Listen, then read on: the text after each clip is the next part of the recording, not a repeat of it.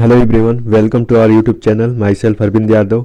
आज हम बात करेंगे बीएड थर्ड सेमेस्टर के प्रैक्टिकल प्रोजेक्ट के बारे में और प्रैक्टिकल में क्या बनाना है इसके बारे में बात करेंगे। तो about me, my self Arvind Yadav, here is my contact number and here is my insta I D. If you want to join the free PDF, join our Telegram group. तो हम बात करेंगे बीएड थर्ड सेमेस्टर के practical work में क्या करना है, तो इसके बारे में बात करेंगे। उससे पहले हम इन महान टीचरों का नमन करते हैं। M Visvesvaraya, Gautam Buddha, Swami Vivekananda, doctor APJ Abdul Kalam. उसके बाद हम बात करते हैं एग्ज़ाम डेट के बारे में। तो एग्ज़ाम डेट 1 फरवरी 2022 को है और टाइम है 10:30 to 3 PM और रीच बिफोर द 30 मिनट। और बात करते हैं अटल बिहारी वाजपेयी हिंदी विश्वविद्यालय भोपाल, सुखी सेवनिया, जो कि क्रमांक संख्या इतने पर, और ये रिलीज हुआ है 28/1/2022 को नोटिफिकेशन। और इसके बारे में बात करेंगे। सभी छात्रों को सूचित किया जाता है कि द्विवर्षीय बीएड तृतीय सेमेस्टर की परीक्षा प्रज्ञा हायर सेकेंडरी विद्यालय प्रज्ञा higher secondary school Lalit Nagar Kolar में आयोजित की जा रही है। इस परीक्षा को 10:30 से 3:30 तक रहेगा और सभी विद्यार्थियों को प्रायोगिक परीक्षा में अनिवार्य रूप से उपस्थित रहना है। अनुपस्थित अभ्यर्थियों को तृतीय सेमेस्टर में अनुपस्थित माना जाएगा और छात्र निर्धारित समय पर उपस्थित होंगे। इसके बाद हम शुरू करते हैं इंडेक्स के बारे में कि हमारी वीडियो किस टॉपिक पर डिपेंड है। तो हार्वर्ड लेसन प्लान चार्ट 2 बनाना है, उसके बाद फाइनल लेसन प्लान, उसके बाद 2 मॉडल, 2 लेसन प्लान और इंटरप्रिटेशन, ऑब्जर्वेशन और मेजरमेंट, इन टॉपिकों की बात करेंगे। उसके बाद तो आइए शुरू करते हैं। हार्वर्ड लेसन प्लान क्या है। तो हार्वर्ड ने शिक्षण की 5 औपचारिक चरणों की वकालत की है। उनके अनुसार तैयारी पहला स्टेप होना चाहिए, यानी एक नई सामग्री को सीखने के लिए प्रासंगिक पिछले विचारों या यादों से संबंधित करने के लिए एक प्रक्रिया, ताकि छात्रों को विचाराधीन विषय में एक महत्वपूर्ण रुचि मिल सके। यानी पहले तैयारी इम्पोर्टेंट होती है, उसके बाद उसकी प्रस्तुति। तो प्रस्तुति की बात करें तो प्रस्तुति ठोस वस्तुओं या वास्तविक अनुभव के माध्यम से नई सामग्री प्रस्तुत करना। उसके बाद हार्वर्ड मॉडल के अनुसार तीसरा स्टेप होता है संघ, यानी पूर्व विचारों की तुलना के माध्यम से नए विचारों को पूरी तरह से आत्मसात करना और नए विचारों को दिमाग में प्रत्यारोपित करने के लिए उनकी समानताओं और मतभेदों पर विचार करना। और चौथी हार्वर्ड के अनुसार जो कि सीखने की क्रिया है, किशोरों को निर्देशन के लिए विशेष रूप से महत्वपूर्ण प्रक्रिया का धारण कर ठोस स्तर पर दिमाग को विकसित करने के लिए डिजाइन किया गया है। उसके बाद 5वां स्टेप अनुप्रयोग, अर्जित ज्ञान को उपयोग विशुद्ध रूप से उपयोगिता तरीके से नहीं, बल्कि इसलिए कि प्रत्येक सीखा हुआ विचार कार्यात्मक दिमाग का एक हिस्सा बन जाए और जीवन के स्पष्ट महत्वपूर्ण व्याख्या के लिए सहायता हो। यह कदम कभी भी संभव माना जा सकता है जब छात्र तुरंत नए विचार को लागू करता है और अपना बना लेता है। तो इस तरह से हार्वर्ड ने पांच औपचारिक चरणों की वकालत की है, और जिसके 5 चरण है: तैयारी, संघ, सामान्यीकरण, अनुप्रयोग। हार्वर्ड मॉडल के अनुसार जैसे कि सहायक सामग्री क्या है, इसके बारे में बात करते हैं। जैसे श्यामपट्ट है, साइड है, चाक है और विशिष्ट चार्ट होता है। उसके बाद दूसरे सामान्य उद्देश्य क्या है, तो जो बच्चों को सामान्य ज्ञान की वृद्धि करना, बच्चों को बौद्धिक और मानसिक स्तर पर विकास करना, छात्रों को कल्पना एवं तर्क शक्ति का विकास करना, छात्रों को राष्ट्रीय चेतना की जागृत करना। उसके बाद हार्वर्ड मॉडल के अनुसार विशिष्ट उद्देश्य क्या होने चाहिए, इसके बारे में बात करते हैं। तो पहला उनके अनुसार विशिष्ट उद्देश्य है ज्ञानात्मक उद्देश्य, जो विद्यार्थियों को राष्ट्रीय और प्रतीक के बारे में ज्ञानात्मक जानकारी दे। यानी हमारा टॉपिक था जैसे कि हमारे राष्ट्रीय प्रतीक, और जो क्लास 11th का चैप्टर है हिंदी सब्जेक्ट है, और हमारा ड्यूरेशन था 30 मिनट हार्वर्ड मॉडल के अनुसार। दूसरा स्टेप होता है विशिष्ट उद्देश्य के लिए बोधात्मक उद्देश्य। तो बोधात्मक उद्देश्य छात्रों को राष्ट्रीय प्रतीक के संबंधित क्षमताओं को बढ़ाना, और कौशलात्मक उद्देश्य छात्रों को कौशल लेखन में मौखिक और पाठनात्मक कौशल विकास करना। प्रयोगात्मक उद्देश्य बच्चों को उनके वैज्ञानिक जीवन, हमारे राष्ट्रीय ध्वज तथा हिंदी विषय हिंदी, उप विषय गद्य, प्रकरण हार या जीत, और कक्षा 6। इस तरह से हार्वर्ड मॉडल के अनुसार जो सामान्य उद्देश्य बच्चों को हिंदी विषय की रुचि जागृत करना है।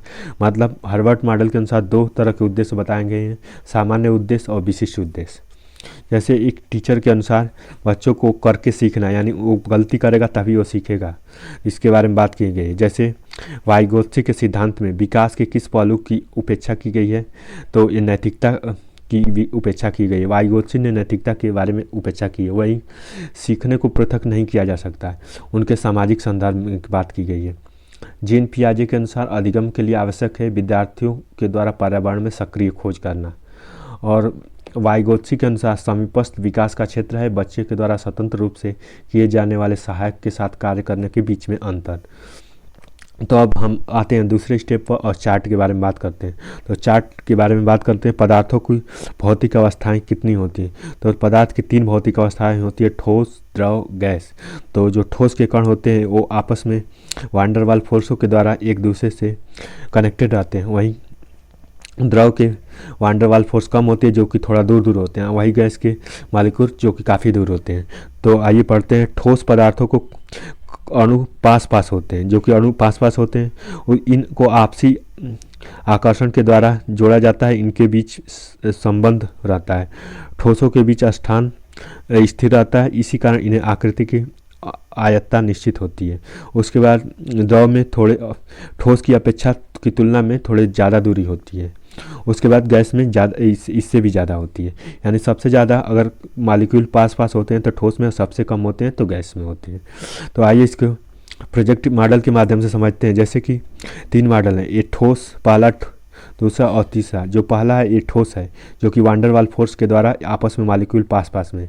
वहीं दूसरा है जो द्रव है और जो कि वांडरवाल फोर्सों के द्वारा थोड़ा इसमें दूरी है। उसके बाद गैस की बात करें जो कि जिसके मॉलिक्यूल आपस में काफ़ी ज़्यादा दूरी पर हैं। इसके बाद हम इस मॉडल को दूसरे एंगल से देखते हैं, दूसरे व्यू से। तो जैसे कि इसमें ठोस के मॉलिक्यूल पास पास हैं, गैस के मॉलिक्यूल थोड़ा दूर दूर हैं और उसके बाद द्रव के मॉलिक्यूल थोड़ा दूर हैं और उसके अलावा गैस के मॉलिक्यूल एकदम दूर हैं। तो इस तरह से द्रव्य की अवस्थाएं होती है, ठोस, द्रव, गैस। उसके बाद ये अनुभव जी बनाते हुए और जो कि काफ़ी अच्छे कलाकार हैं और ये अलग अलग डिजाइनों के साथ साथ अपनी ड्राइंग को बनाते हुए अनुभव चौरसिया जी। फिर हम आते हैं मैथ के बारे में। तो मैथ के मॉडल की बात करते हैं। तो मैथ में जैसे कि ये एक लाइन को शो करता है, वहीं ये 90 डिग्री यानी समकोण त्रिभुज को दिखाता है। और ये जो है ये समद्विबाहु यानी समद्विबाहु को दिखाता है, ये विषमबाहु त्रिभुज को दिखाता है, यानी समकोण त्रिभुज, समद्विबाहु त्रिभुज और विषमबाहु त्रिभुज, ये तीनों ट्रायंगल को दिखाता है। उसके बाद हम फिर उसी मॉडल की बात करते हैं जो ठोस, द्रव, गैस की तीनों अवस्थाएं की बात करते हैं। उसके बाद हम दूसरे मॉडल की बात करते हैं जो कि एक करंट के बारे में इसमें बताया जाएगा। उसके बाद फाइनल लेसन प्लान कैसे होता है। तो फाइनल लेसन प्लान जो शिक्षण का उद्देश्य क्या है, ज्ञानात्मक, भावनात्मक विषय वस्तु क्या है, अर्थ और पढ़कर समझना, इन सब के बारे में बात की गई है। उसके बाद अधिगम मतलब सीखना होता है और अधिगम की अनेक विधियां हैं, प्रयोग किया जाता है, जैसे करके सीखना या सतत सीखना या वाचन विधि से सीखना, जैसे सतत प्रयास से सीखना, अनुकरण विधि, वाचन विधि, वाद विवाद विधि, इन सब विधियां होती हैं। तो आइए बात करते हैं सभी विधियों के बारे में डिटेल में। तो जैसे करके सीखना, तो करके सीखना मतलब लर्निंग इज डूइंग, निरीक्षण करके सीखना। उसके बाद परीक्षण करके सीखना। उसके बाद वाद विवाद यानी डिस्कशन मेथड से सीखना। उसके बाद वाचन विधि यानी रिटेशन मेथड से सीखना। उसके बाद अनुकरण इमिटेशन विधि से। उसके बाद प्रयास और त्रुटि विधि से सीखना। उसके बाद पर्ण विधि यानी होल मेथड से। उसके बाद अंशमिति विधि यानी पार्ट मेथड। उसके बाद अंतराल विधि इन्वर्टर स्पेस से होता है। उसके बाद सतत विधि जो कि कंटिन्यूअस एंड मैसिव मेथड होता है। उसके बाद जैसे कि एक स्टूडेंट करके सीखते हैं वैसे उसके अलावा जैसे ऐसे सिखाया जाता है। उसके बाद हम 2 विधियों की बात करेंगे, आगमन विधि और निगमन विधि के बारे में। तो आगमन विधि सबसे पहले विषय वस्तु के संबंधित उदाहरण दिए जाते हैं। तो आगमन विधि उस विषय से संबंधित उदाहरण दिए जाते हैं, उदाहरणों के आधार पर नियम स्थापित किए जाते हैं और यह छात्र केंद्रित विधि होती है। आगमन विधि छात्र केंद्रित विधि होती है। यह विधि मूर्त से अमूर्त की ओर जाती है। पहले उदाहरण दिया जाता है, उसके बाद नियम को स्थापित किया जाता है। ज्ञान से अज्ञान की ओर जाती है, स्थूल से सूक्ष्म की ओर जाती है और कठिन के सिद्धांत पर कार्य करती है। व्याकरण शिक्षा में सर्वोत्तम विधि है और व्याकरण शिक्षा में सर्वोत्तम विधि है। उसके बाद निगमन विधि की बात करते हैं। मतलब निगमन विधि सूत्र प्रणाली विधि या संश्लेषण विधि होती है। निगमन विधि को पहले नियमों का ज्ञान कराया जाता है, फिर उदाहरण दिए जाते हैं, उदाहरण के आधार पर समझाया जाता है, फिर इस विधि को सिद्धांत प्रणाली भी कहते हैं। शिक्षक केंद्रित विधि होती है। इस विधि का प्रयोग उच्च कक्षाओं में किया जाता है। निगमन विधि और आगमन विधि के ठीक विपरीत कार्य करती है। इस विधि का प्रयोग गणित और विज्ञान विषय के शिक्षण में किया जाता है। तो निगमन विधि में पहले फार्मूला बताया जाता है, जबकि आगमन विधि में पहले उदाहरण बताए जाते हैं, उदाहरण से फार्मूले का डेरिवेशन किया जाता है। तो आगमन विधि शिक्षण विधि की सबसे अच्छी विधि है। आगमन विधि शिक्षण की सबसे अच्छी विधि है क्योंकि इसमें पहले फार्मूला बताया जाता है, उसके बाद उसका डेरिवेशन किया जाता है। इस विधि में प्रत्यक्ष अनुभव उदाहरणों को प्रयोग के अध्ययन को निकाले जाते हैं तथा ज्ञान तत्वों के आधार पर सूझबूझ का निर्णय लिया जाता है। शिक्षक छात्रों को अध्ययन प्रत्यक्ष से प्रमाण की ओर, स्थूल से सूक्ष्म की ओर, विशिष्ट से सामान्य की ओर, मूर्त से अमूर्त की ओर, उदाहरण की ओर काम करते हैं।